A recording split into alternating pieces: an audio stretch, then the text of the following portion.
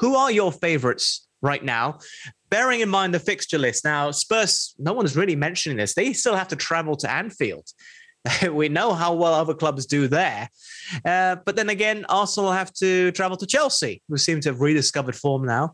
And they have to host Manchester United themselves. And the North London derby isn't too far away either. So what do you think about this? Your favourites?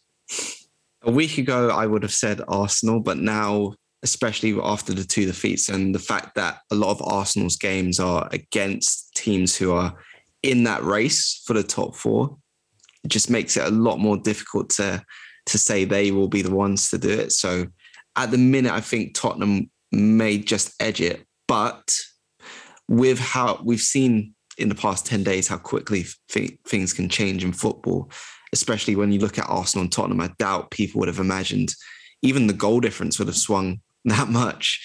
So I'd say because they're still in and around it, they still have a chance, but they will have to find clarity in what they're doing on the pitch very quickly to be able to do that. Yeah, well, just look at some of the results elsewhere. You never know what will happen. If you told me Brentford would win, 4-5? Like, no way before that started, but they've done it. Christian Eriksen, shout out to him. Amazing stuff. Ollie, what about Manchester United? They lost on the weekend. Before that, it was points dropped against Leicester. And the match on the weekend against Everton, a very poor Everton. It was just, I don't know if it was a nada of their entire season, but where do you position them in terms of a top 4 finish, Champions League? Because it's unbelievable. It's easy to understand why some of these underperforming big clubs are campaigning for all kinds of safety nets for Champions League qualification, isn't it? True, very true. Based on their illustrious past and this kind of thing, or the size of their brand. I mean, United, I would have said even a month ago, they were still in with a shout. Even, you think back to that game where they beat Spurs 3-2 with a Ronaldo hat-trick. I think that excited a lot of people. I think it's probably their only really good performance or one of only 2 really good performances over a 3-month period, really. It's probably Ronaldo's only significant performance over that same period. Since then, or apart from that, they've been listless, really. They've been lethargic. They've just looked like a team who drifted and just can't wait for the season to end.